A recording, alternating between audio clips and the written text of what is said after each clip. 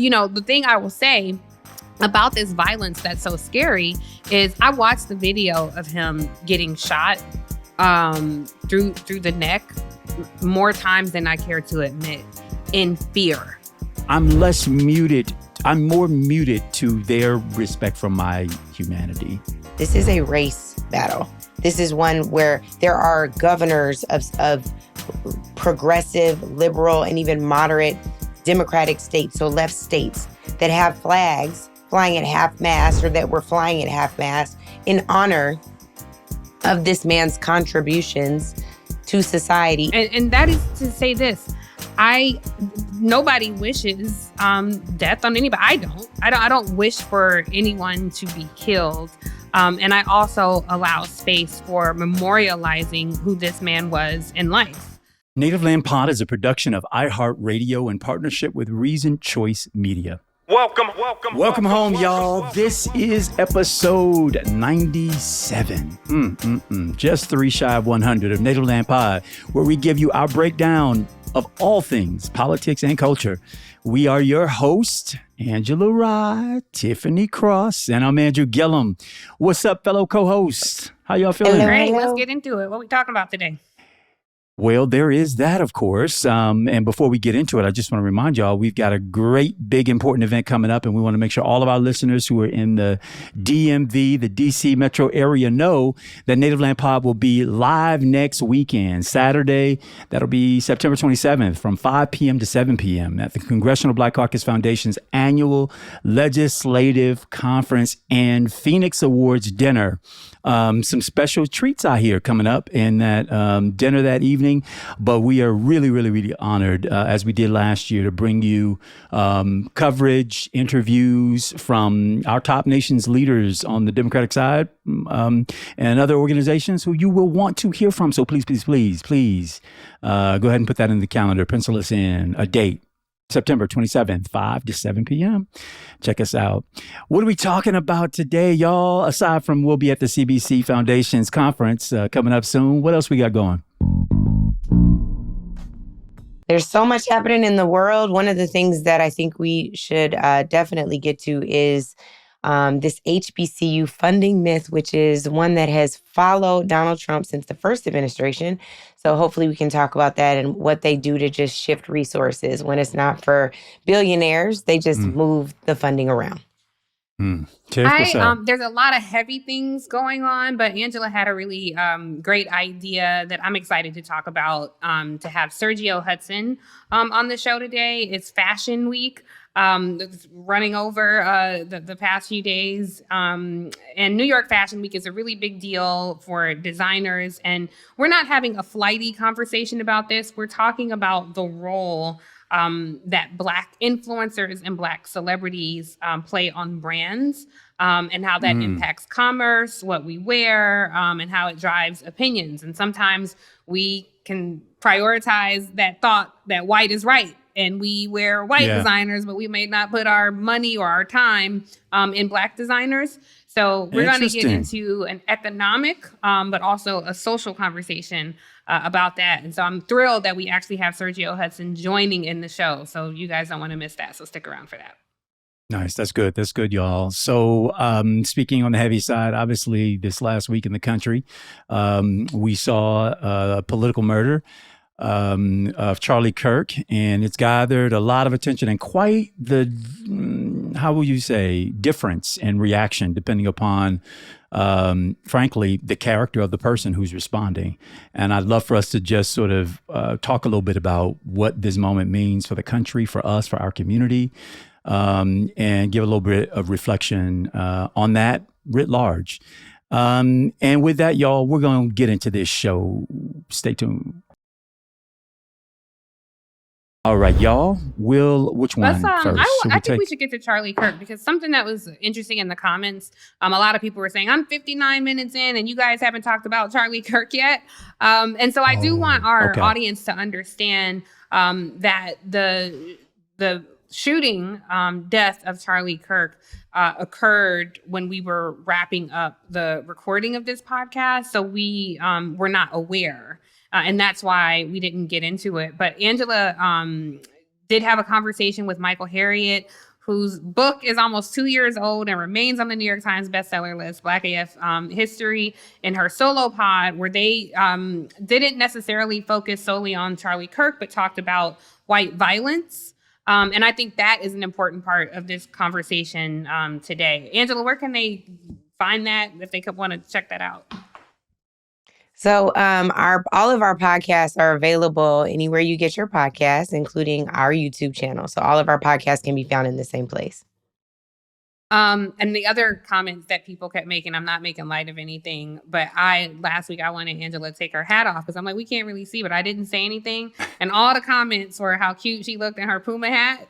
And so, did they say yes, Puma? But I tried to wear Puma? A hat and I don't like the way I look in it. So I was like, I'm not wearing it. That's a big hat, friend.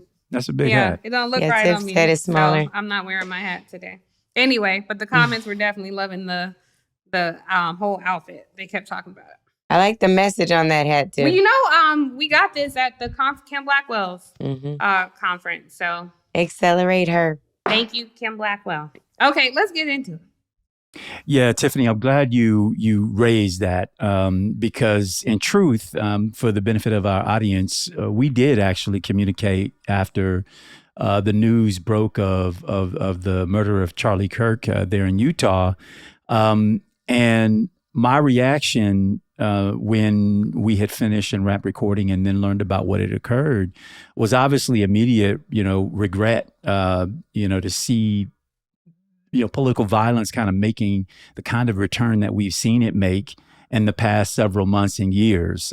Just think a couple of weeks back, the killing, political assassination of political leaders who in Minnesota who had served faithfully their state for many, many years, decades in cases, and had their lives just snuffed out. And so, of course, my immediate reaction being just deep regret about that. And that I think our humanity has to triumph over most things, hopefully everything, in situations like this, that you can vehemently disagree with a person and find their belief system, back age and backwoods, and still not rejoice, at an event so tragic. But I did also reflect that I was glad that it didn't happen, while we were in the episode and knew about it, because I'm not sure that I could have, I would not, I can't feign mourning. I can certainly be honest about the loss of a life and how tragic that is, certainly to a husband and father, for a husband and father leaving, their young kids behind. They have every expectation to grow up with their dad, a spouse who, has every intention of spending their lives with their partner. So at a human level, I can get it, but I didn't necessarily trust that I could, in the moment, really discount all the things that I know, all the things that I've heard, all the things that bring me to such vehement disagreement. I hope that I could have trusted myself to balance all of that, but I'm not all the way certain. My regrets still exist, and prayers for their family as they deal with it can exist at the very humane level.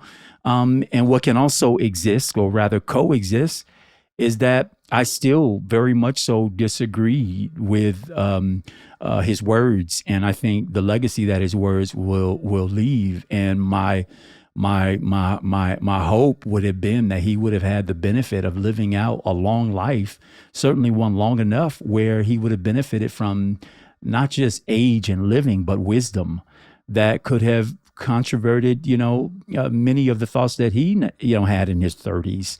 I think about myself in my 30s and the stuff I said and the way in which I comported myself. And the beauty that the gift that age gives us is the ability to, I think, see more clearly, live a little bit more life, and hopefully learn something that, heck, in my mid 40s, I'm not the same, Andrew I was in my early 30s. But that being said, this debate has really taken off, almost the two-siding of this thing, where if you were a sympathizer and a follower of Kirk, you have the monopoly on your mourning and monopoly on grief and monopoly on sorrow for another human's life being taken. And that if you square that with his real lived legacy, what he promoted in life, that somehow you're denigrating to him, just as you celebrate him for what he said. At the same token, I can say I disagree, and I disagree vehemently with what he said and the danger that it brought to so many people. So I really hate that we're in this moment so ratcheted up at the very top, starting with our president of the United States, who should have used this as a moment to bring people together, instead used it as a way to divide us further, and even the possibility of weaponizing government in a way that they use it as a cudgel against their political opponents, not in the vein of memorializing Charlie Kirk, but really, with the intention of amassing more political power and really demolishing their political opponents. And there's just something deeply wrong about it at every level from my perspective. But I'm interested to hear how y'all felt in one, learning the news, but now having taken it in over this last week, how you sort of analyze the state of where we are. I would just say we have a listener question on that. So if it's on this topic, so if we could get to that as well and then come back, I think that would be good. Hey, Angela is your favorite listener. Hey, Ms. Cross. Hey, Mr. Andrew. Hey, Ms. Rye. So seeing the difference in reactions in our community, which has been a widespread of different reactions, do you believe that this is the time for us to have a good faith discussion in our community politically? I think eventually we will have to have one. But if so, who and what can facilitate such a conversation? I have Black friends who are fairly educated that either knew Charlie Kirk, or I actually have one friend who actually worked with him. And they are all destroyed about his assassination. So do we call these people sellouts and just move on from them? It's important to talk, right? Because our only gains, as you know, as a community has been through the political system. And it wasn't because a pack of senators had a heart. It was because they wanted our votes. So with how fragmented we are, will we ever see political benefits again as a community? I have a part 2 to the question, but I'll chill. Thank you for the question. I think this is a really tricky topic for me because what I have a natural disposition to do is to protect Black people. This shooting occurred, and shortly after the shooting occurred, the rhetoric around what happened at Utah Valley State, and I'm saying Utah for a reason. I would encourage our listeners to go and look up the demographics of Utah and the demographics most specifically at Utah Valley State. It was almost immediate that it was the dangerous left that was far more violent than anybody on the right. And the implication was almost that it was somebody who was Black or brown and not from this country. The vitriol and the hate-filled speech and the violent speech around that, the number of posts on social media that I saw calling for war is the very reason why I had the podcast that I did yesterday, because there's something in us, and we talked about this, that is epigenetically tied to the history of that type of hate speech, the type of speech that resulted in the destruction of our communities, the ones that we set up because we wanted to feel safe amongst our own. And so some of those communities also include historically Black colleges, which I know we're going to speak to later. But some of them were on lockdown the very next day after Charlie Kirk was killed because they were receiving threats. Just slightly under a dozen HBCUs received threats, including those that Tiff's alma mater, Clark, right? There was Hampton, Alabama State, Virginia State, Southern University, and so many others. Spelman went on lockdown and under closed as well. A specific safety protocol.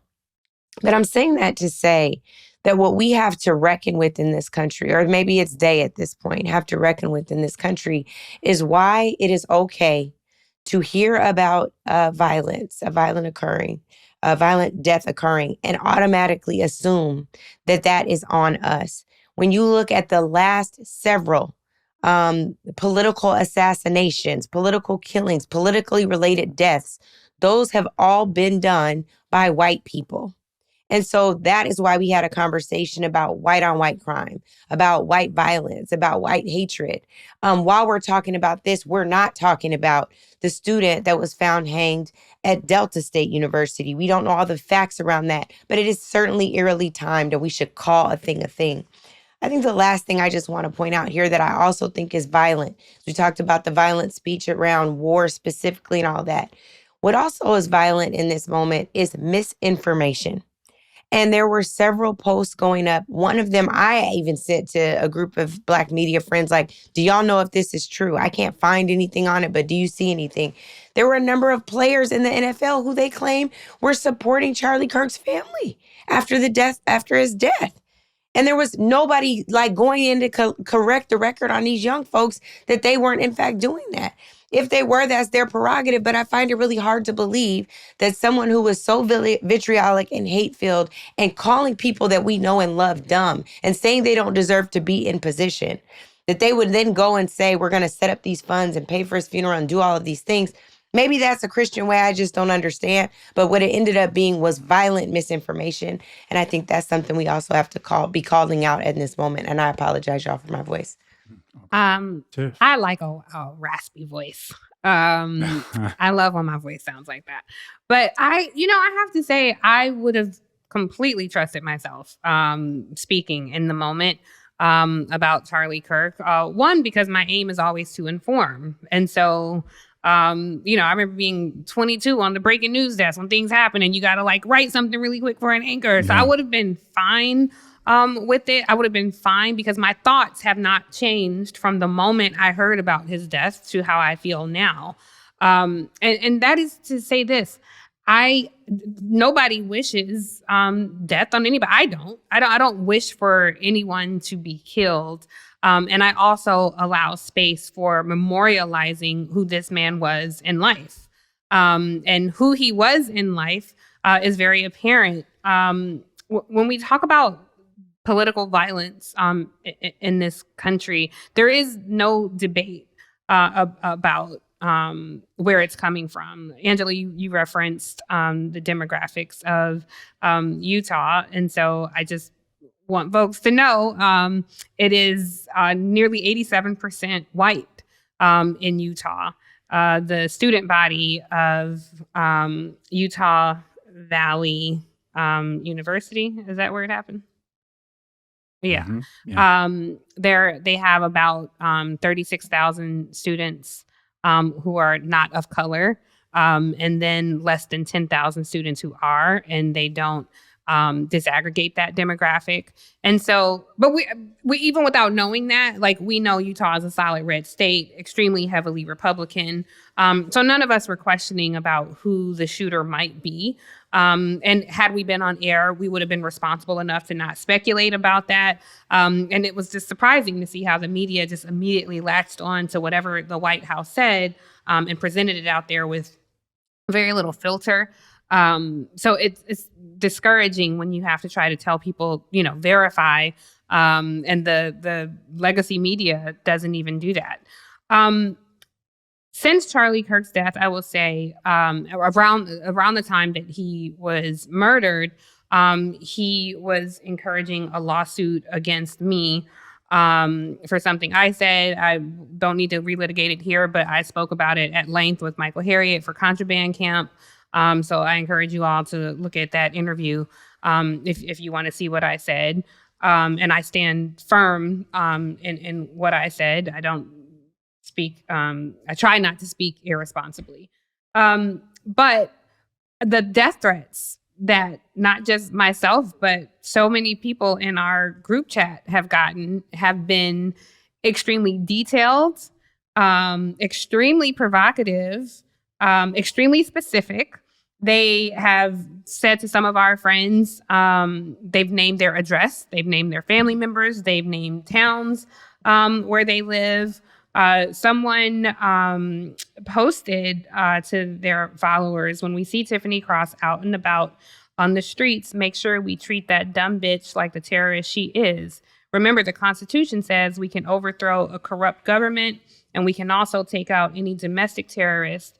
And right now, all fake news are terrorists. So the conversation around right-wing violence versus left-wing violence, I think, is an important one for us to have today. We are seeing facts are not facts anymore, and we are seeing the destruction of that. And, various, how sports teams had a moment of silence. Schools in Oklahoma had a moment of silence. And these things are incredibly corrosive to the moral spirit of people who may not have lived through something like this before. The DOJ even scrubbed a study from its website that concluded that far-right extremism has killed far more Americans than any other domestic threat. They scrubbed that study within hours of Charlie Kirk's death. There's a book, Gods, Guns, and Sedition, Far-Right Terrorism in America, that documents how right-wing extremism has been on the rise. If we look at just the incidents that's happened the past few years, from the storming of the U.S. Capitol to Nancy Pelosi's husband, to the two state lawmakers, to the attempted stabbing of the gubernatorial candidate Lee Zeldin. Even Donald Trump faced threats on his life. The young people, the young staffers at the Jewish Museum here in Washington, rising of violence. A majority of that violence comes from right wing. I also think it's important, Andrew, that when you hear these studies, you have to ask, how are these studies conducted? You might read, according to the Cato incident, or according to the Cato Institute, this is, the data around right-wing studies, according to CAP or whatever. But I tend to dig into those studies. When did you conduct this study? Well, how are you categorizing right-wing extremism? How are you categorizing left-wing extremism? It all still leads to the same thing, that most of this comes from right-wing extremists. But I just want folks to know, oftentimes they will categorize left-wing attacks as those motivated by animal abuse, environmentalism, anti-police sentiment, and we know what that means for Black people. When they talk about right-wing extremism, they are including attacks motivated by sentiments like white supremacy and anti-abortion. So as we get into this conversation, I just want to set that tone with actual information. And just because you might quote a study or something, I think it's important to know how they gathered that data and the story that data might tell us. But Andrew, I know that you too think that we should memorialize him using his own words. Oh, for sure, which is why that's what we'll do right now. Let's hear who Charlie Kirk was in life. Comparing abortion to the Holocaust. Absolutely, I am. In fact, it's worse. It's worse. Were these blacks trying to go rob her? Happening all the time in urban America. Prowling blacks go around for fun to go target white people. That's a fact. Black crime is a major issue in our country. Why are you pushing criminal justice reform exactly? Joy Reid and Michelle Obama and Sheila Jackson Lee and Ketanji Brown Jackson, they're coming out and they're saying, I'm only here because of affirmative action. Yeah, we know. You do not have the brain processing power to otherwise be taken really seriously. You had to go steal a white person's slot to go be taken somewhat seriously. Now, the southern border is, of course, the great replacement. They're trying to replace us demographically. They're trying to make the country less white. It is an anti-white agenda. If I see a black pilot, I'm going to be like, boy, I hope he's qualified. Taylor Swift is now engaged to Travis Kelce. This is something that I hope will make Taylor Swift more conservative. Reject feminism. Submit to your husband, Taylor. You're not in charge. America was at its peak when we halted immigration for 40 years and we dropped our foreign-born percentage to its lowest level ever.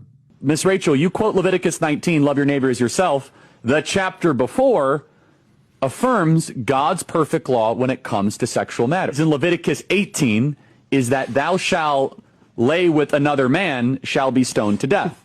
Can we get that picture up, Ryan, of that Marvel's Avenger team? Now, I don't know who the person is on the left. Is the person on the left that came and did the interview with Joe? The TikTok?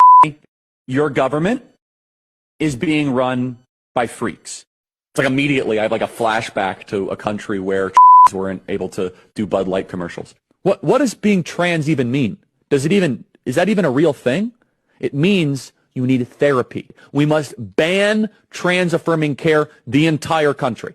I do think that there is a direct correlation between someone's testosterone and their politics. On young men, the lower their testosterone, the more likely they are to be Democratic. So if you had a daughter and she was 10 and she got raped, and she was going to give birth and she would, and she was going to give birth and she was going to live, would you want her to go through that and carry her baby? That's awfully graphic. It's a real life scenario that happens to many people. The answer is yes, the baby would be delivered.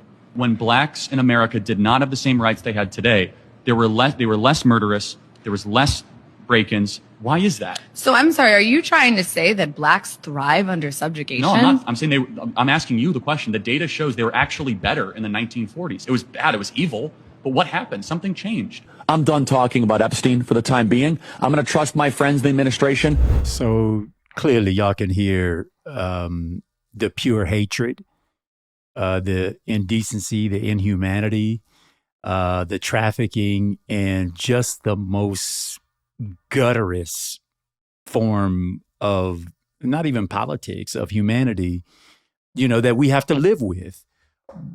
But I'll tell you, I worked for a civil liberties organization for the majority of my working life, People for the American Way.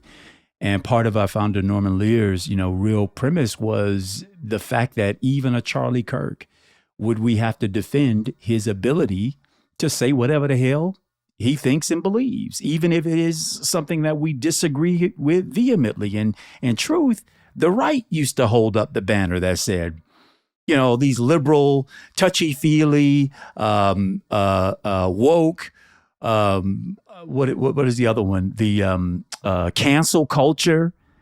And now these are the same people who are attempting to regulate what it is that we say, to redefine free speech as no freedom to speak at all. Let's hear from our top prosecutor, and what she and this administration have to say about that. There's free speech, and then there's hate speech. And there is no place, especially now, especially after what happened to Charlie, in our society. Do you see more law enforcement going after these groups who are using hate speech and putting cuffs on people, so we show them that some action is better than no action? We will absolutely target you, go after you, if you are targeting anyone with hate speech, anything. And that's across the aisle. Love it or hate it, hate speech, unfortunately, is still protected speech under the Constitution and by the Supreme Court. But I will say this, there's a lot troubling about what Pam Bondi said there. But I was struck first by her saying, we will absolutely, especially after what happened to Charlie Kirk, as if she wasn't around 3, 4, 5 weeks ago when legislators were struck down in their beds, practically, in the middle of the night, awoken by right-wing extremists coming to kill them. And, by the grace of God, many other legislators were spared.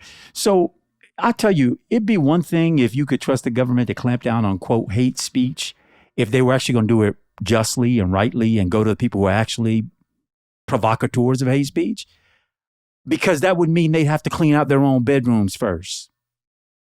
But I have no trust in it. And where I see us going now with this Attorney General / personal counsel to Donald Trump is the weaponizing of all of the forces of government, to include stripping people of their 501c3 non-tax tax status organizations, prosecuting presidents of organizations, C3, C4s, and then forget about us, y'all, podcasters, everyday folks who are out just demanding justice in their community, who are now being accused of hate speech because they happen to disagree with the people who happen to be in government now. I wonder, does that ring alarm bells for y'all? And what warnings do we need to give to our community about the way in which they may now use their power to subjugate us further?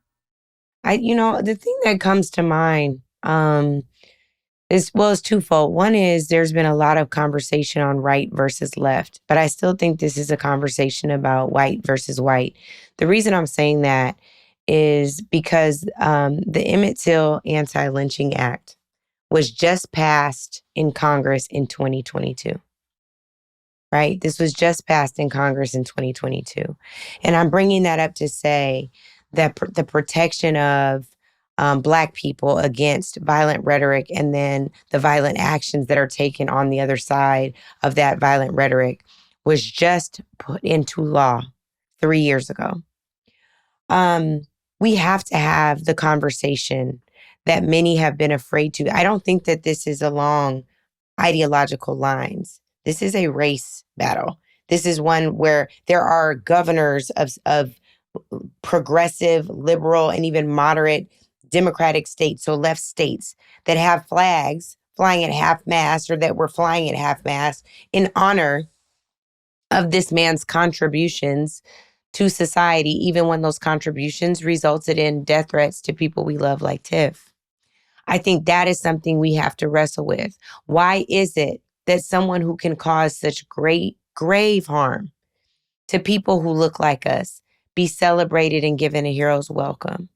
Why is it that the Confederate soldiers, folks who they read about with glory, even though we know the real story, get celebrated, statues, schools named after them, streets named after them, all of the things that are being talked about, someone who frankly utilized Confederate ideology in his podcast regularly, right? Like, how is that something that we should protect, honor, and lift up? I think that that is something that really has to be wrestled with in this country. And it is highly problematic. And it is absolutely violent. It is the kind of thing where it felt like, to me, we were being gaslit for the last week. Yeah. Literally since we walked off air on our podcast. I'm just like, what are they seeing about this human being that I do not see? When I hear what he says, it sounds harmful. When I hear what he says, it sounds like I know it's a lie. You know, like talking about our brain processing power. Those are things that they did in faux genetic studies for years under the guise of medical, care. The way that they practiced on our bodies and experimented on us. All of those things are racist. And those are the very things, racial eugenics, that he's lifting up, right? So anyway, I just think it's not a right versus left conversation. Well, it's a white versus white conversation. I hear you. I absolutely hear you. I will say, though, I think it's different saying that a person we don't celebrate or lift up the murder of people who we happen to disagree with or be on the opposite side of us. I think that's a hard line, period. Enough said. Sure. That's my statement there. But I also agree with you that this idea, the honorifics that have been extended by the on behalf of the American taxpayer has been mind-boggling. I can agree that you should not be killed for your political beliefs. And at the same time, I can say, I do not believe that American taxpayer dollars should have been used to fly a private citizen's body in an American aircraft with such dignity and honorifics that were extended by this administration. Andrew, you don't take issue with political beliefs. Like, to me, what he said, I do take issue with that. The problem is there are people who disagree as vehemently with the things we believe. But I'm saying it's not what he spewed wasn't political beliefs. It was hate-filled, it was a political white belief supremacist. to the extent that it drove them to the conclusion that is why DEI should not exist. And that is why we shouldn't put Black people on the U.S. Supreme Court.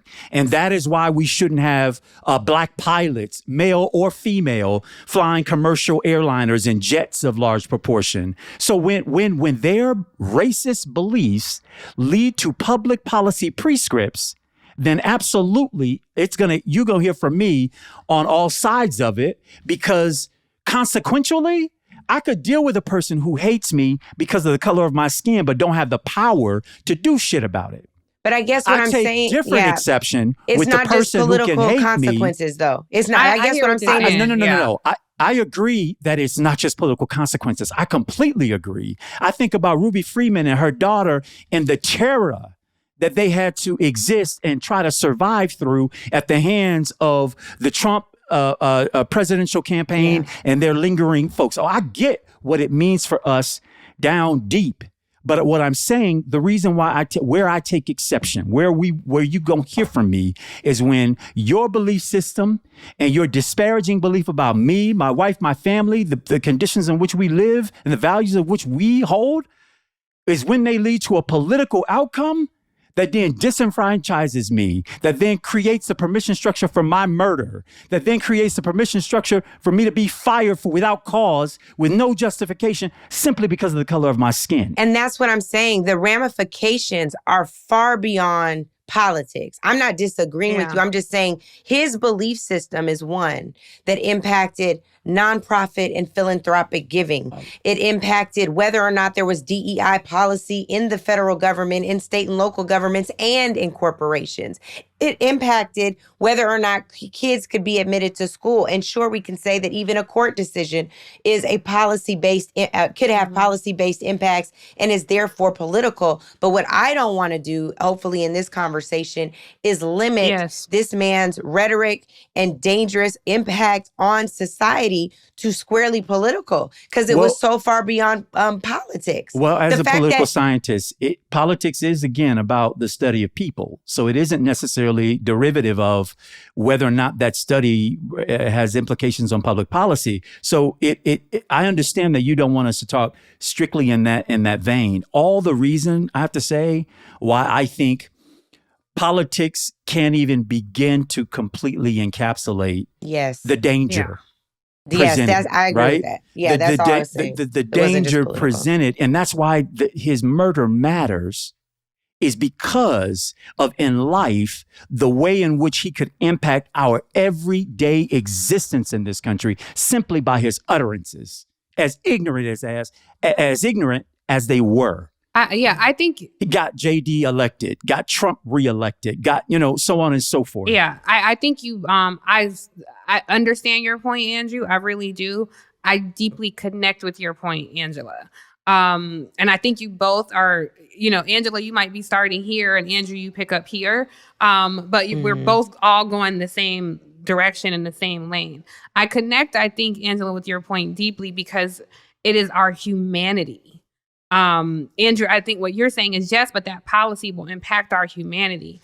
I think because I'm looking at this strictly through the lens of humanity, I hear you, Andrew, that yes, of course, we don't celebrate someone's murder. We don't uplift it. We don't encourage things like that, of course, because we are rooted in humanity. But I will be honest with you, I do not grieve it. Not for a single solitary second that I grieve it. Right. Absolutely. I don't think any of us grieve, but I'm just saying it's almost getting to the point where it's like you have to come out and grieve this. I do not grieve it. Not for a single second. When our disagreement is rooted in my destruction, I do not grieve that death. It was not just Charlie Kirk. I mean, he is not the martyr here. Ta-Nehisi Coates did some amazing thought piece for Vanity Fair, and he did some really in-depth reporting within this thought piece. Crystal Clanton, the group's Turning Point, is his group Turning Point USA. She once texted, according to Ta-Nehisi's reporting, and this is triple fact check. I talked to Ta-Nehisi about this. This is vetted and fact checked. She once texted a fellow Turning Point employee, "I hate Black people. Like, fuck them all. I hate Blacks." End of story. One of the group's advisors, Rip McIntosh, published a newsletter featuring an essay from a writer that said Blacks had become socially incompatible with other races, and Black culture is unfixable and a crime-ridden mess. In 2022, after 3 Black football players were killed at a school, Meg Miller, president of Turning Point's chapter at the University of Missouri, quote unquote, joked in a social media message, "If they would have killed 4 more niggers, we would have had the whole week off." So this is the ilk of people who he followed, who the ruling class is suggesting that we mourn, that we grieve. Right. When really we were like, so what y'all having for dinner tonight? Like, what's everybody doing this weekend? It was not this moment of grief for us. And I will not be scared into silence around that. I think we have every right, and if not even a right, a responsibility to say, that's it. This is 100% how we feel. I don't know.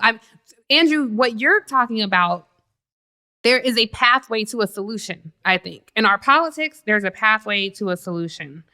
Not one that doesn't go through our humanity This first, is my though. point. The humanity piece, I do not believe has a solution. I don't know the solution around that. I don't know that there is a solution, which is why I deeply connected with Angela's point around humanity. Part of where I come from on this about how they see my humanity, and it's probably built out of the fact that I live in the South. There is a polite understanding that we are oftentimes co-located, walking next to, standing in line in front of, or behind somebody who doesn't respect my humanity, doesn't believe I deserve what I got and where I am, or would wish me the worst. I almost in so many cases wish that they could just say the thing. And part of what I appreciate in some cases about the South is someone will call you a nigger, right? Or will put it on their truck, or fly their Confederate flag, high, loud and proud on that said truck, to just remind you of where they think your place is. And so much of me has been muted to that. It's like, okay, cool. You make your way right on back down the street to where it is you live and what all you've earned and accumulated for yourself and for your family. But the place where it is a non-negotiable is when that thing starts to then impact where my kids get to go to school, how they get to experience their education, whether or not they can compete competitively, either for debate or for football or baseball or dance or ballet, whatever it is that they choose, whether it impacts my ability to then compete on a job. And I know that it does, right? Because a lot of these people then get to take those same attitudes into managerial positions, deciding who gets to then join this part of the workforce. But as it relates, I don't want to go on a crazy tangent, but I just wanted to say I'm more muted to their respect for my humanity. And I'm much more cinched in this idea of when your backwards ass, depraved beliefs really about yourself, because I know that's what's at the seat of it all, is the fact that you and I can't compete with each other. We're not in the same league. You're absolutely correct. And you got 400 years plus of denigration on me to have all the levels above.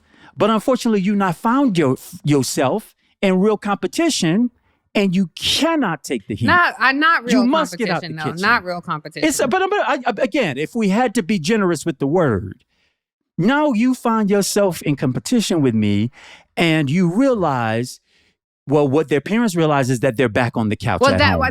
What their parents know is they ain't got the jobs that they thought that they were going to be given off of their quality, which now they are having to compete off of the content and the quality, and they can't pass the muster. Well, and so that fury is really a rejection and a reflection of the fact that they are not prepared for this moment. Yes, they're not. But I don't think they've been prepared for a lot of moments. But I think that is the overwhelming evidence supports that racist, conservative white people, whatever category they fall in, the right-wing extremists, MAGA, whatever you want to call them. The truth is they do not believe in themselves enough. Because if they believed in themselves enough, they would not have to keep the playing field so seesawed, so lopsided. Disproportionately unlevel. And so because they don't, while we have so much belief in ourselves, we can look at this lopsided playing field and say, watch me hurdle every one of these evidence. And I'm going to go well beyond. I'm going to reach depths that they have not even thought about. And that is something that they find infuriating, that they cannot coexist with, and they respond in violence. And the thing I will say about this violence that's so scary is I watched the video of him getting shot through the neck more times than I care to admit, in fear, because that shot was precise. It just made me sick. I was terrified watching that because we all speak publicly. And what frightened me about it is in the immediate aftermath, it was almost a whisper of go seek revenge, you guys. Yeah. Like go out and whoever did this. That was on Bullhorns. You're That's right. what I'm saying. It was on every social post. Well, I mean a whisper over from the highest levels of government. That's what I mean. That it was a permission structure. That was loud. That was loud. Right. Well, Even no doubt from about Donald it. Trump's Truth Social No post. doubt about it. Let's pull the post. Yeah. Like, No doubt about it. So And when they Tiff followed was the saying orders. we weren't mourning and grieving, Mhm. I And was they mourning followed- and grieving. They followed the orders, right? Because otherwise HBCUs would not have had to close their But what doors. you were This mourning is my and grieving point. what? So I'm mourning and grieving our ability to it feels like there are pieces of our freedom that are being dismantled every single day, sometimes by the hour. So not grieving someone who's caused pain, but grieving what is going to be the repercussions on us and our freedoms as a result of how they began to frame this narrative. And even now, as soon as they found out that little white boy killed him, it was prayers up for him. Before they realized that it was not a black or brown person, they were on our heads like, we ready to put y'all back in the belly of a slave ship and send you back across the ocean, right? And then as soon as they realized who he was, the prayers up. Now, the frame is about whether or not he had a trans partner who was transitioning in the fall.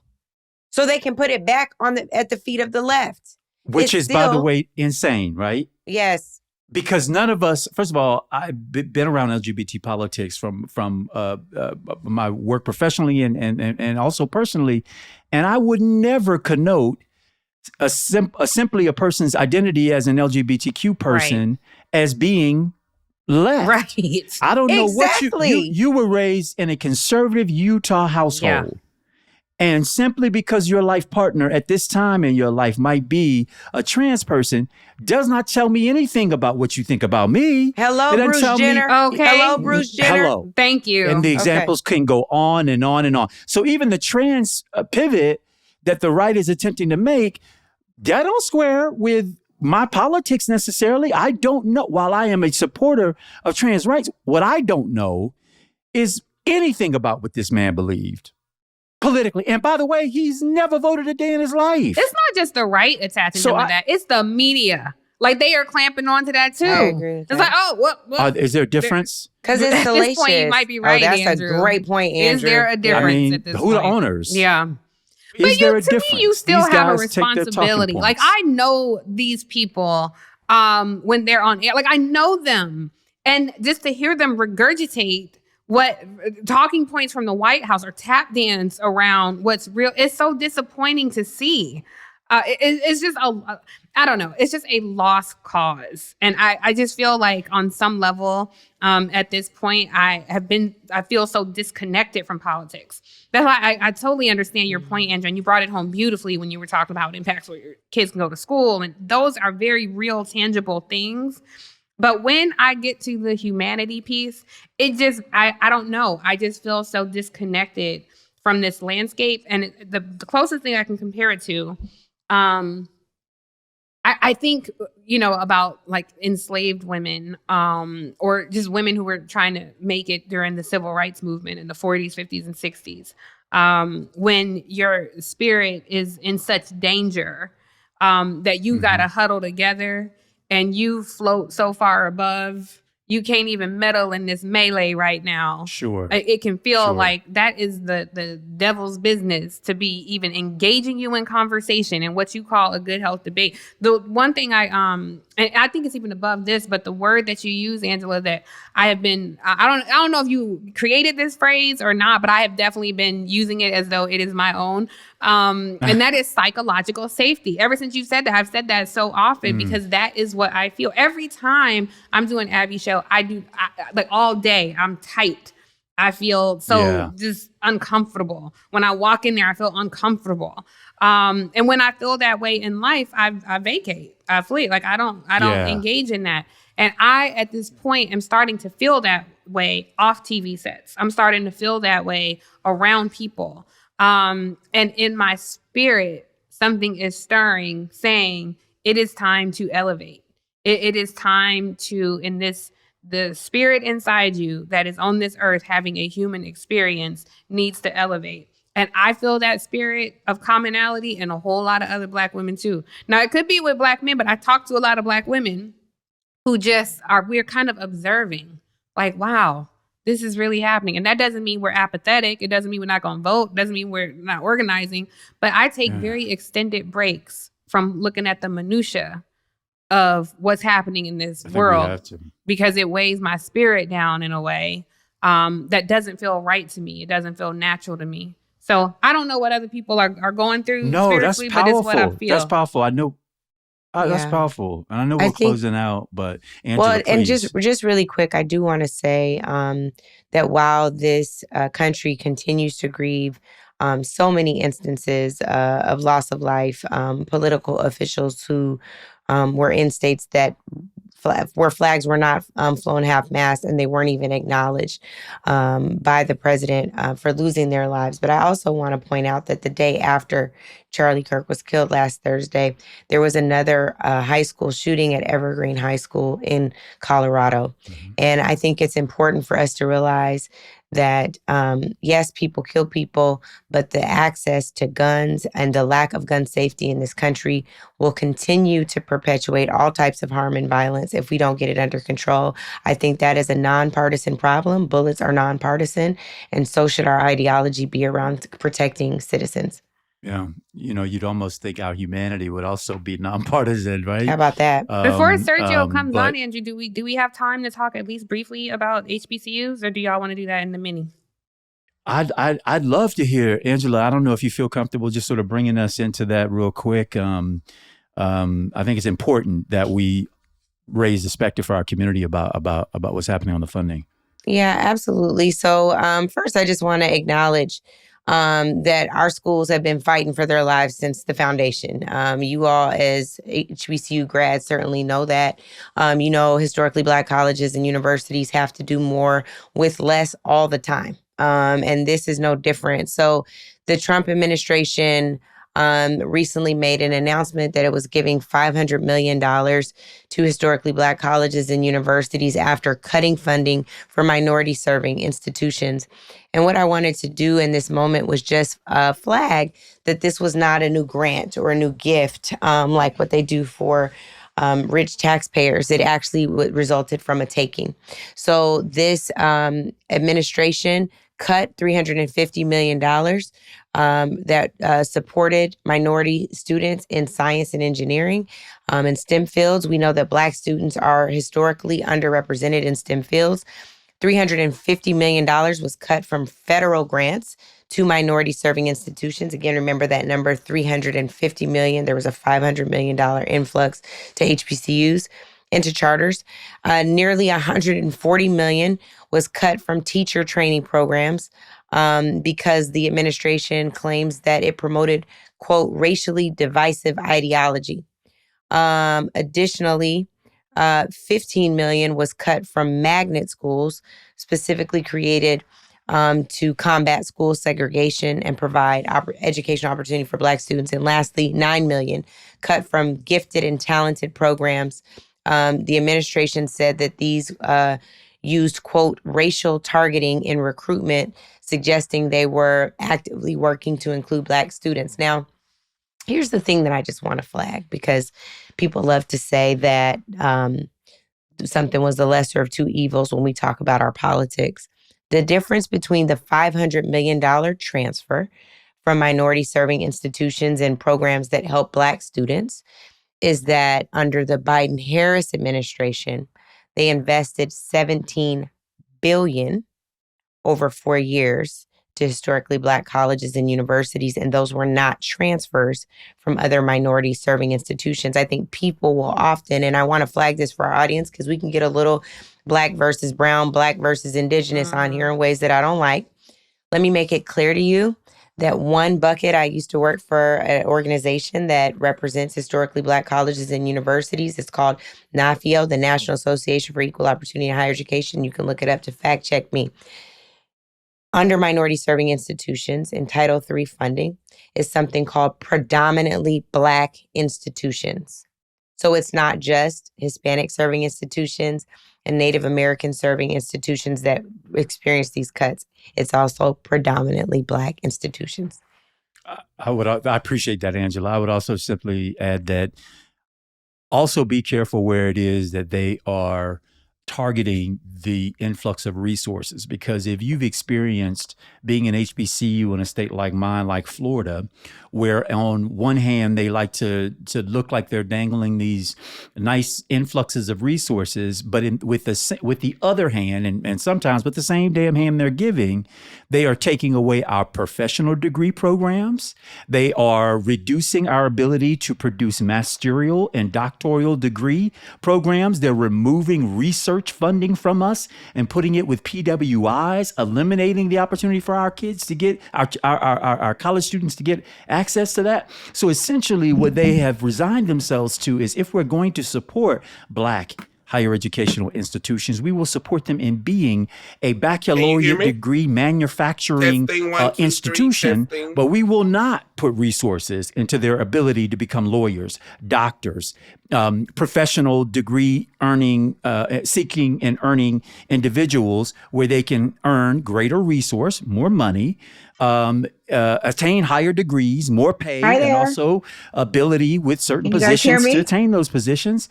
But we'll go ahead and give them a baccalaureate degree manufacturing institution, but we won't offer them the opportunity at higher levels of education, higher levels of opportunity for research, where they are quickly and assiduously moving the cheese is in the direction of that level of educational performance and production, and then trying to relegate us to only being baccalaureate degree granting institutions.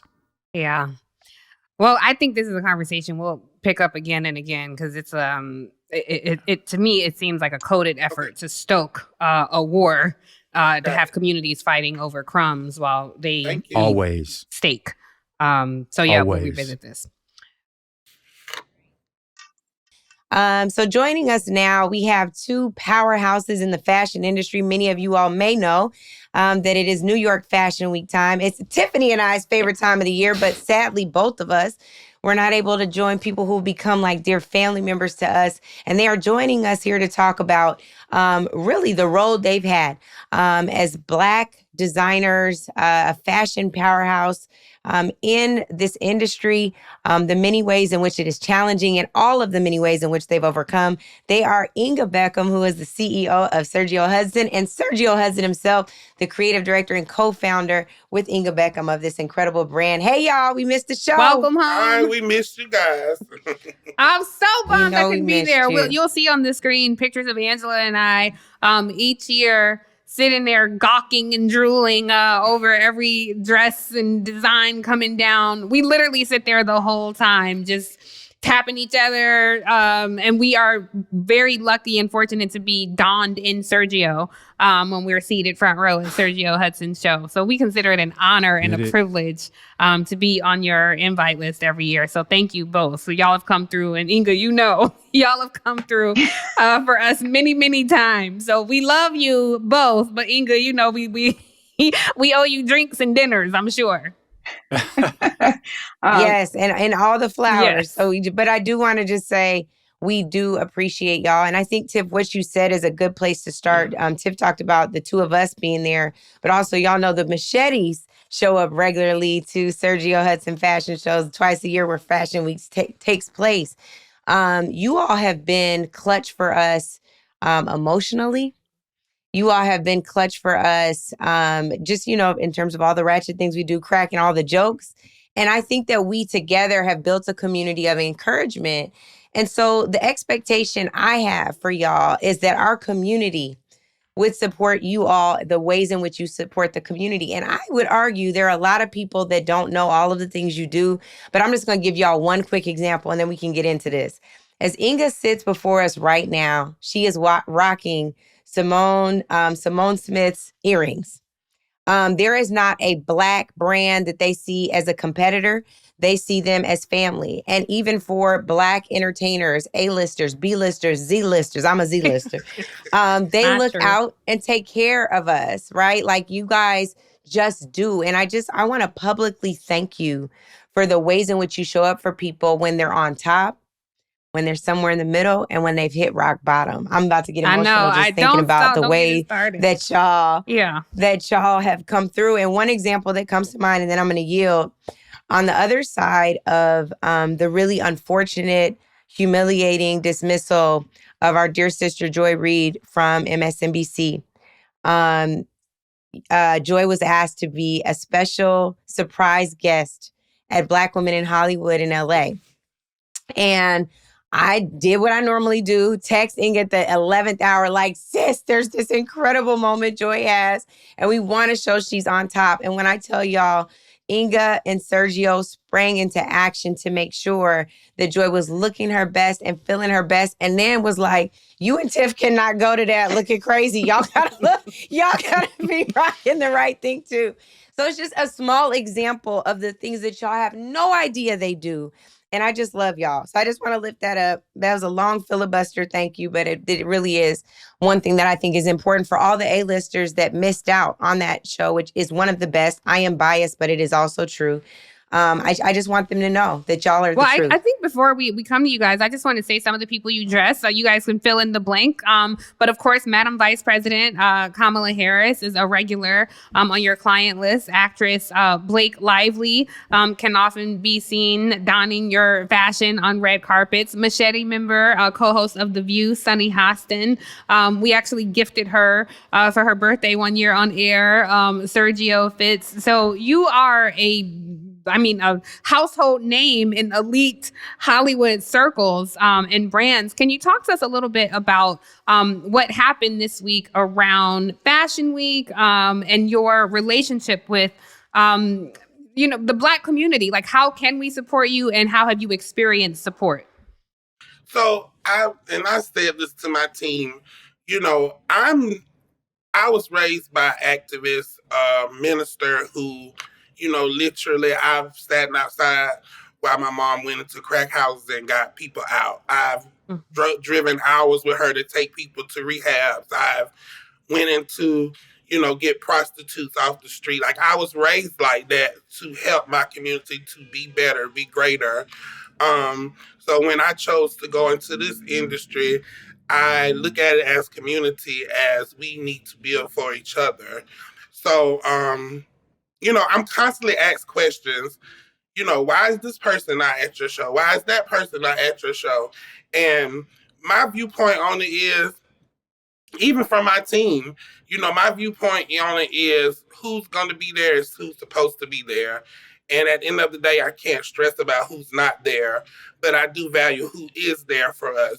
But what I will say is, my issue came in, when you see Black A-listers, and I'm talking about Black people because those are my people. I don't really care what, other communities do. They can do what they want to do, support who they want to support, but I'm just a Black person that wants to support my people.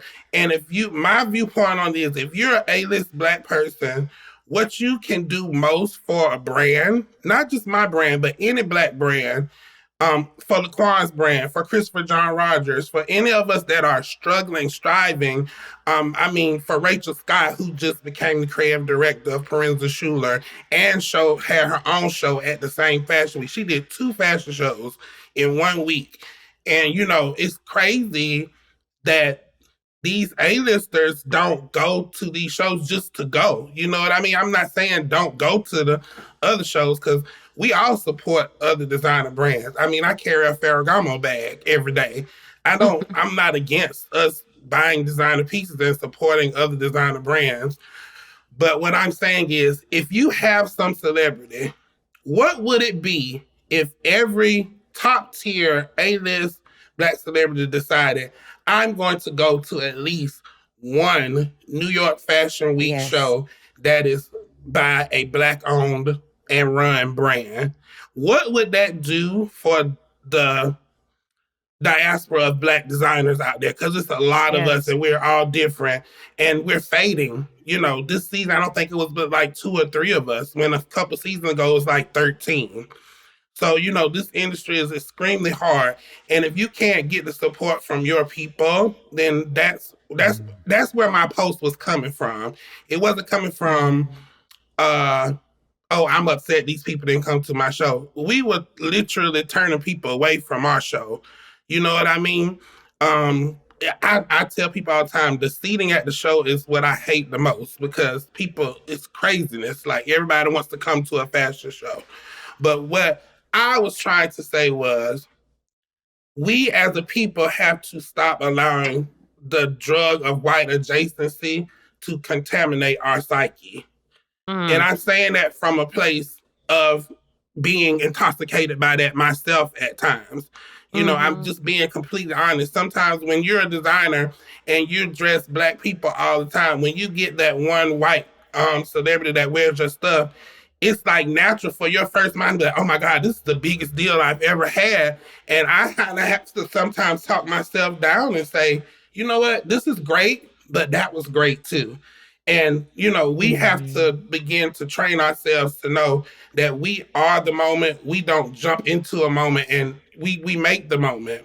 And if we can learn that, then I feel like we would elevate every Black brand, not just clothing brand, but every Black brand to the next level. And that's where I was coming from. It wasn't coming from a place of I'm upset, because I wasn't at all. Yeah.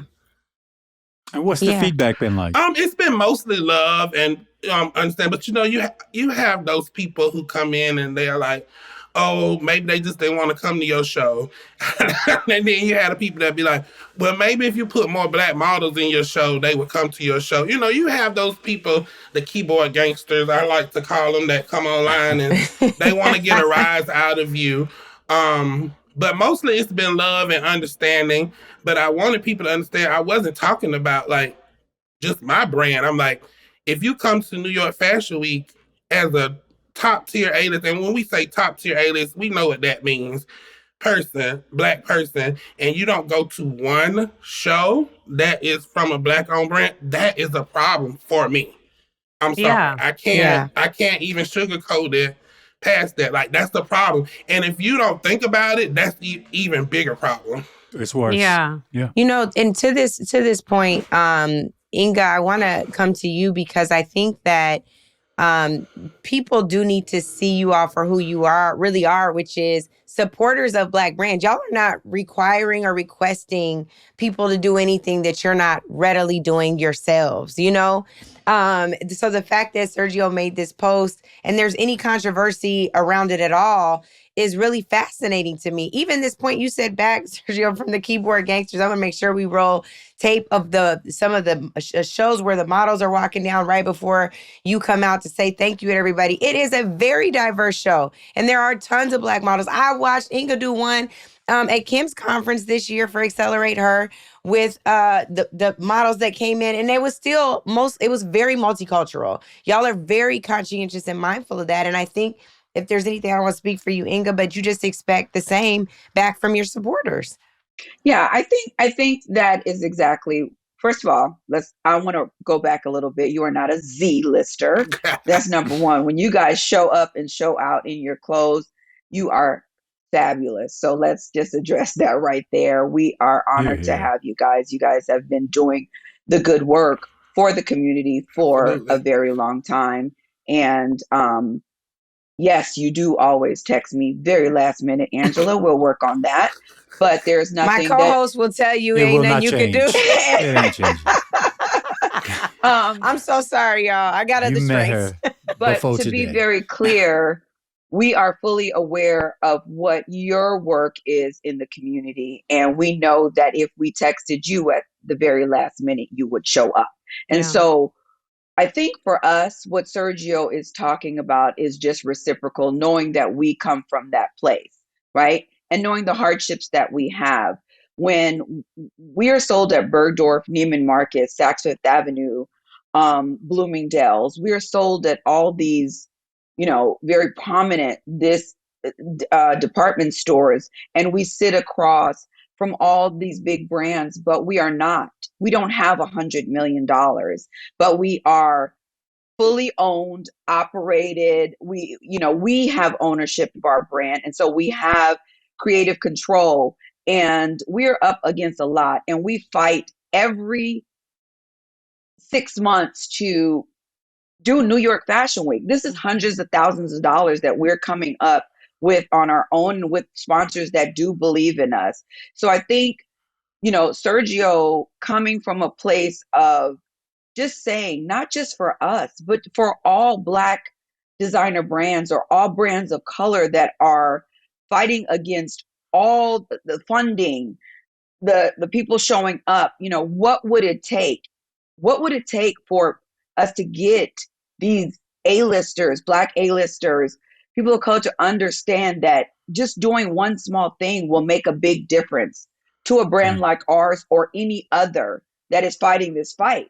It is really, really hard to run this brand. It is really, really hard to come up with these hundreds of thousands of dollars to do these collections. This is very serious for us. This is our livelihood. Sergio, this is his dream. It is my dream to support him. We have come together and we compete against these other brands. And so I think, I know Sergio's heart. So, and he really wasn't. He wasn't hurt. Our front row was lit. Let me be very clear, right? Yeah. We had Mary J. Blige. We had Sunny Hostin. We had so many different influencers that came and showed up and post and do the things for us. So we're not hurt, right? It just was his expression, and any negativity around his post is people wanting to be negative, that are going to be negative no matter what you do and what you say. Yeah. Right. So I think we just, I think we had to, I appreciate you guys for having us, and I appreciate giving us a platform for Sergio to be able to really speak his mind and, let people know what we do and how hard this is. Because we support, and we don't only support Black brands. We support other brands as well. And we show up. There are so many different races that wear our clothes. Our runway is diverse. We had at least, I think, 15 Sergio Black models in our show this time. Yeah. But so, having the question being asked, or even being said, maybe if you use more Black models, I don't even think about it, but I went through the model look and I was like, oh, there are like 15 models that are Black.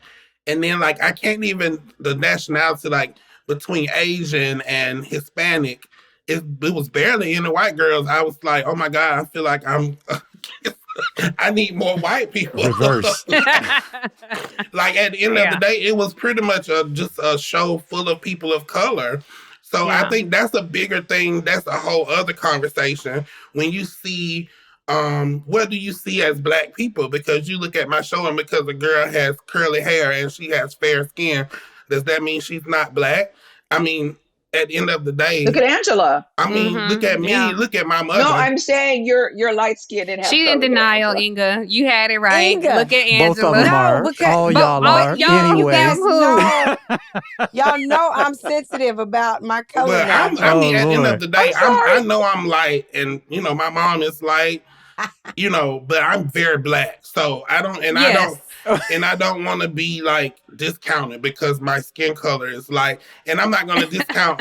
And at the end of the day, everything I do is strategic. I use a lot of Black models, and I use models across the diaspora, because what happens in fashion is we turn Black models into a trend and a type of model that you use. So if it's not this one type of Black girl, it's not a Black girl. And that's just not true. Mm-hmm. Black people come in all different colors. And that's what I try to show in my show. So if you don't notice that there are different types of Black girls, that's not my issue. You should just pay a little bit more attention to what's actually going on in the diaspora of Black people in the world. It's not just one thing. So, yeah. Inga and Sergio, this is Andrew, and I know we don't know each other, but I am adjacent to two of the women that you're dressing. So thank you for helping me to look better just by standing between the two of them. They have men's clothes. I'm saying I look forward to being dressed by you one day. But moreover, I'll just say, first of all, congratulations on your wild success. Thank and you. I think it should be very clear, and I understand it clearly from you all. You aren't asking for any charity. It's sort of like what I was growing up. Not growing up, but as I entered politics very young, I'd be in, the Washington Post and the New York Times or some publication, and my family would not give me credit until I was in Ebony. And when you were validated by your people, then you had ascended. It was now you're okay. Doing something. You legit. You doing something. If you in Ebony, if you in Jet, you hit it, right? And so as I listened to you, I thought back to that experience and thinking, you're not begging celebrities who are A-listers to come to your show. You're saying, see us, validate us, because your validation of us is important to me.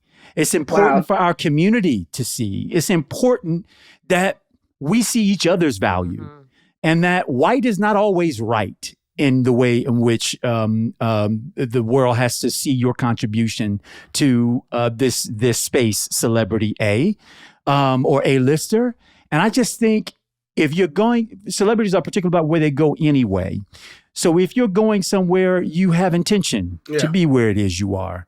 And I think what you all's conversation has illuminated for me is that if you're going to move with intention, move with intention. Thank you. Don't give lip service to wanting to support our community when someone's shot. But when we're at our zenith, when we are bringing wealth, value, beauty, culture into the space and shaping that culture by our contributions, it would be nice to look out and see you there with a wink and a nod saying, I'm proud of you, brother, sister, for what you are doing, period. Right? I'm sorry, you just made me emotional. Oh, Inga, you're going to make us all emotional. It's you said real. It's okay. Thank you. Yeah. Go ahead, Andrew. I didn't want to Let's spread that word. Yeah. Let's spread that message. These incredible creatives are coming from a glass half full, if not running over. And moreover, they're doing it with intention for our community to be seen not in a box, but with a canvas. I love that. And everything that paints on it. I want to ask something because, Inga, you have shared with me about the financial structure of fashion. Sergio, you have been so insightful in answering all of my questions. And I don't think even the fashionably aspirational, who go out there and, will spend all their money on Gucci or Prada because they hear that mentioned in a hip hop song, or they see, something in pop culture that makes them say, oh, if that's what the cool people are wearing, that's what I want to wear. And the impact it has when we do that on Black brands. One, the incestuous nature of the fashion industry and its ownership. Right. So a lot of these brands, which I did not know, fall under the same umbrella company. Also, something I didn't know, Sergio was so kind enough to take me to lunch at Bergdorf Goodman, and we went into the store, and I was so excited. I was like, "Oh my gosh! Like, you have your own section." And then we were walking, and I saw another designer with like a huge section, and I was saying, "Oh, I've never even heard of this person. Like, who is this person?" And this person had just come out, had just become a name, within the past year. But I'm like, but Sergio has been out for years. What did this? I don't need to tell y'all who she was. She was a white girl. What did the white girl do to get this huge section? While Sergio, who is dressing everyone from the highest ranking official Black woman in the United States and Vice President Kamala Harris to one of the top and a former first lady Michelle Obama to one of the and Beyonce. Thank you. Keep them coming. Like we could keep the list going. But also to some of the Hollywood's top rated actresses. I mean, from galas Rachel to award shows. Thank you. Anybody who you guys want to name that you dress. So I don't know. I just think we would benefit from hearing from you both on the financial structure of that and how these I guess the merchants, I suppose, the people the buyers, how they determine who gets placement in these department stores, how your brands are promoted, and what you all have to do versus other people who fall under conglomerates who might own 5 of the top brands, like LVMH, for example. Well, I think it really does honestly come down to funding, right? A lot of these, as you mentioned, in Bergdorf Goodman, they have in-stores, right? To have an in-store, you do have to have the funding. You pay for in-stores, which means you have a build-out essentially.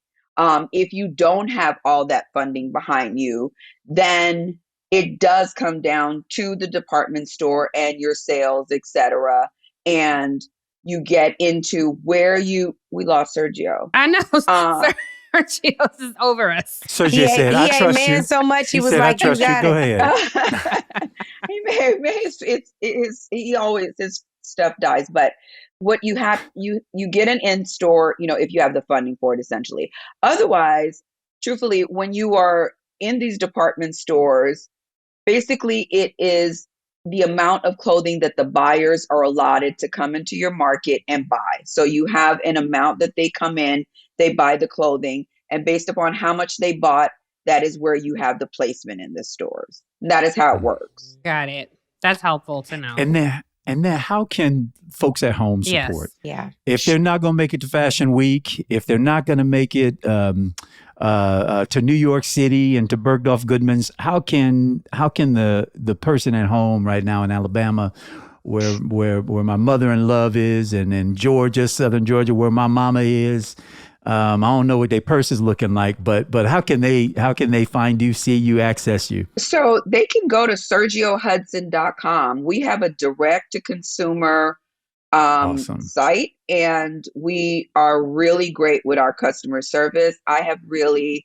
decided that we are going to work very strategically on our sales, on our store. We used to really put the department stores first. When I say that, I mean, obviously these are the stores that are frequented the most, that are right in other states and that you can get to. So we love that. Right. Until we get our own brick and mortar, which we will be. I am claiming that it's going to happen. And so we will be in states near you. But for now, direct to consumer, sergiohudson.com. Come on there, shop. That is the place. But we are in Neiman Marcus in Atlanta. We are in Bloomingdale's in New York, and is it DC, Sergio? Sergio, yes. So we are in different stores in different states across the country. I love it. Now, the last thing that I want to say, because I was heckled for my last minute request, I just want you all to know that we're going to be at the Congressional Black Caucus Foundation's annual legislative conference next week at the Phoenix Awards Dinner. It's a live show, and there may or may not be a very important moment. So it would be amazing if we could be. There will be an important, and we may or may not know about that moment. Wow. Okay. Well, then you know more than me. But all I'm gonna tell you is this: it would be nice to be as Biggie would say, but I'm gonna requote Sergio Hudson down to the socks. Yeah, there it is. So if we could figure that out, you'll hear from her. Sergio's like, why? Inga and Sergio, you all have been so generous with your time. We love y'all. As we part with you, we want to give y'all the last word. To what would you have us do? What do you want the people to do? What do you want the folks to know? Any call to action? Basically your call to action. What would you admonish us to do? Oh wow, that's a lot. But I think so. Here's the thing: if our brand is very specific, so. I do understand that everybody can't afford to buy, Sergio Hudson collection. But those of you that can, and you buy designer clothes often, I'm not telling you to forfeit any of your favorite brands. All I'm saying is, go in, request us, ask for us, try us on, try us out, see how you like it. And if you can, just create a little section in your closet for us or for some other designer brands that might fit your taste a little bit better. And you will see how if everybody that could afford our clothes did buy it, it would help so much, and you will see the growth. And what I will make a promise to you is if that you do support us, that we will give back to our community that looks like us, and we will create more opportunities for people that look like us. That's the difference between when you purchase from us and when you purchase from a brand that doesn't look like you. I mean, it's nothing that can go back to you. When you know, it's kind of like when you have a credit card and you like the credit, that particular cards we like better because you get cash back. I feel like when you support Black brands across the board, you're getting cash back into your community. It's a way for you to help. It's a way for you to grow, because the reason we don't have a foothold in this industry is because we don't have any ownership. Any industry that you don't have ownership in, you have no power. Power in any industry is money. And in fashion, we don't have the power because we don't have the money. And that's why you don't see a lot of us. You know, that's why it can go from having 13 Black designers down to 2 or 3 in a fashion week. And I think, you know, we are working on some things to where we can reach a bigger price gap of people, you know, confidentially. Okay. We are working on a couple things to be able to do that. But wait a minute, Sergio, you can't break news and then tell us confidentially on the That's all I can tell you. That's all I can tell you. Inga's going like this. We're going to cut that out. Okay. That's all we can tell you is we're working on some things. Cut it out, but he has to. Okay. Yeah, we're working on some things. We'll stay tuned. To be able to reach more of a bigger audience, so to speak. And that's all I can say is support us and, you know, ask for us, and that's all we can do. I love it. I love it. I'm so happy we got to see you. And much. please shout out to your amazing partner, Devon. Yes, he's gonna love that I did this. He don't know yet. Okay. We love him. You guys, you can take us home. To just piggyback off what Sergio said, you know, if you can't afford the brand, and you know, that's understandable, especially in this time where everything is so uncertain. You know, tag, repost, refer someone, you know, uplift us in some way. It's not always in a monetary way. There are many things to do to show support for the brand, what you guys are doing right now. So we're grateful for it all. And I want to be very, very clear. Like I said before, our front row was lit. Our supporters, we have supporters of every race. I mean, that showed up for us, that we love dearly and appreciate. So, you know, just for our people that did show up, our A-listers that did show up for us, we are eternally grateful. Here. I love you guys. We are so grateful for y'all. Thank you for all you do for setting the standard and blazing the trail in the fashion industry and beyond. We love you. Inga, every time we get together, you know we crying, so I ain't doing it at the end of the show too. Sergio, we love you, brother. And give hugs to both of your partners. We love y'all. Thank you. Andrew, it was a pleasure to meet you. We want you in some men Sergio. Sergio. I'm here. There it is. I'm going to try and keep my, little figure together for you, Serge. You can... put me out there, bro. Andrew could rock the runway now. No, not like that. You really should be our spokesperson. He certainly, because he put what we wanted to say in words. So thank you so much. Yeah. Thank you. God bless y'all, and we're wishing you well. Bless up. Thank you, God guys. bless you guys. Welcome home. Love. Bye, y'all. Oh. Well, that was a beautiful conversation, it really was. y'all. And I saw their hearts. I heard their hearts and I saw their hearts.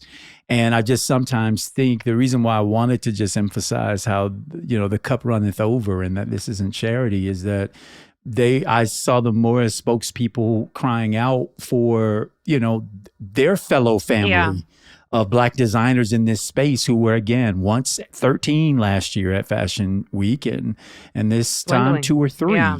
Right. So, as they said, for those of us who can, we should. And I know some of the most struggling people I know who set their design on getting that, being able to have that red bottom shoe one day and they go get it. So set your design on a Sergio Hudson and go get it. Is that your CTA?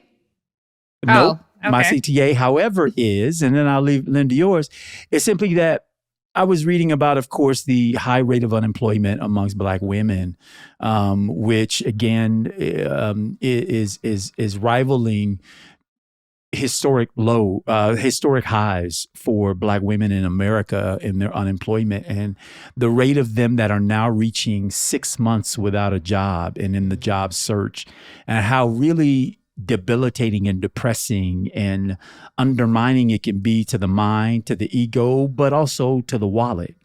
And so for those of us who know folks who brothers and sisters who have been laid off, family members, close friends, so on and so forth. Back when I was growing up in church, they used to give love offerings where you weren't asking for anything. Nobody came up to you and said, I'm about to be in the Poe house, or I need such and such and such. But folks intuitively just felt, you know what? I wish let me just bless this person with $20. I just want to remind us of the tradition of the fact that all of us go through something sometimes. And in fact, if we keep living, probably those ebbs and flows will happen throughout. And wouldn't it be nice if we had people without us asking, looking like we're beggars, because we're proud people, especially those folks who work and earn their living. But if you could bless folks up a little bit by, you know, that $45, $50 check you might give them might be the minimum payment they need to put on that credit card that they've been spending on to get by, to hold them over, that'll keep them from a default on that month's payment. You just never know. And so I just want to have us to expand our collective thinking and coverage and support of our community to include, even when folks haven't asked, to just tap into your intuitive or your spiritual self and say, man, they don't even got to know it came from me. Let me bless somebody in a way that may pay real dividends for them and help them out of a bind. But I hope things will change on this economy, but it's going to be rough. It's rough now, and it may be rougher yet still. So that's my CTA, Tiff. What you got? My CTA is really one for myself, that I'll invite other people to tap in whatever way they need. And that is, how I value myself. And it's changed over the years. I remember coming into my late 20s, going into my 30s, I stepped into a new me and decided this is who I am and this is what I tolerate and this is what I don't. And I definitely feel like I'm going into a new era of that. Someone reached out to me this week and asked me to be a backup. They had asked someone else to do something, and that person was, a little shaky on it. And they said, just checking to see if you might be available. And I said, well, I can be, but I need to know, like, within the next couple hours. And I won't charge you. I just, need your team to cover hair and makeup and transportation, and I'll help you out if I can. And he said, well, I don't know if we're doing all that. And my ego said to say, I don't know who you think you asking then. But my spirit said to just say, oh, then, I may not be the person for you. Let me recommend some people who might better serve this event, and just be done with it. And I'm trying to, in every iteration of life, learn how to value myself. And that includes value my love that I give to people. How am I valuing this love and who I am? That includes valuing my voice. If I'm not being listened to, then I don't need to speak. If I'm talking to you and you looking at your phone, I need to value my voice enough, my words that I'm speaking, that no, I'm not going to repeat myself, and no, I'm not going to keep talking. I can just be silent. I'm also valuing my voice in a space where you might have all the attention, but maybe you just need to be quiet. So just be quiet. To challenge myself to go internal and be comfortable in the home that is myself, in the home that is my spirit, in the silence of my own internal world, and navigating that and not jumping out there with an opinion or a thought every single time it occurs to me. So I challenge everyone else to value yourself. And I will say, Angela, about the psychological safety, that is one way to sharpen your discernment around psychological safety. And if it makes other people uncomfortable, to be comfortable in that, because my psychological safety should not really be a negotiation, and I have to create that for myself. So that's my CTA. Word. This is going to be the cryingest ass podcast today. I'm wearing this shirt today. It says protect your peace as an affirmation because I feel like I haven't. My voice is gone, you guys, because I screamed so loud this week. I did not mean to do this on the podcast. We could just cut it. We could cut it. Well, we don't have to cut it, but I will say that Angela protects other people's peace. She is a warrior on behalf of so many other people. So I would like to close out the podcast here and pick up because I think Angela has a soulful call to action that is putting a lump in my throat that maybe could be a good mini pod to talk about whatever protecting your peace looks like and what Angela has gone through this week that is highlighting protecting her peace for her. So Andrew, if you're on board with that, I think this would be a good place to close and invite our viewers to tune in to the mini pod so we can talk about what protecting your peace looks like. Indeed. And as always, we want to thank you for your time. We know that your time and where you choose to spend it is a choice. And we don't take for granted that you choose us, hopefully week in and week out, to hear our thoughts and analysis on what's been up. As always, of course, we want you to leave a comment, subscribe, download Native Land Pod, and of course, share it with all your friends, family, frenemies, and others. We're available on all podcast platforms and YouTube. If you're looking for more shows like ours, we encourage you to check out some of the other members of the Reason Choice Media Network family. Spolitics with Jamil Hill, Off the Cup with Essie Cup, and our newest edition of a show, and that's our good brother and good friend with Now You Know, rather, I was going to say Noah, but Now You Know with the brother Noah de Barrasso, a young man who is doing big things. Be sure to check all of them out on the Reason Choice Media family. Be sure to give those folks a follow. Don't forget to follow us on social media and to subscribe to our email and our text. Welcome home, everybody. Tune in to the mini pod. See Angela's call to action. Welcome home. Thank you for joining the natives. Intentional with the info on all of the latest. Rod, Gillum, and Cross connected to the statements that you leave on our socials. Thank you sincerely for the patience. Reason for your choice is clear. We're so grateful. Took the oath to execute roles. Yeah, faithful. Native Land Pod is a production of iHeartRadio in partnership with Reason Choice Media. For more podcasts from iHeartRadio, visit the iHeartRadio app, Apple Podcasts, or wherever you listen to your favorite shows.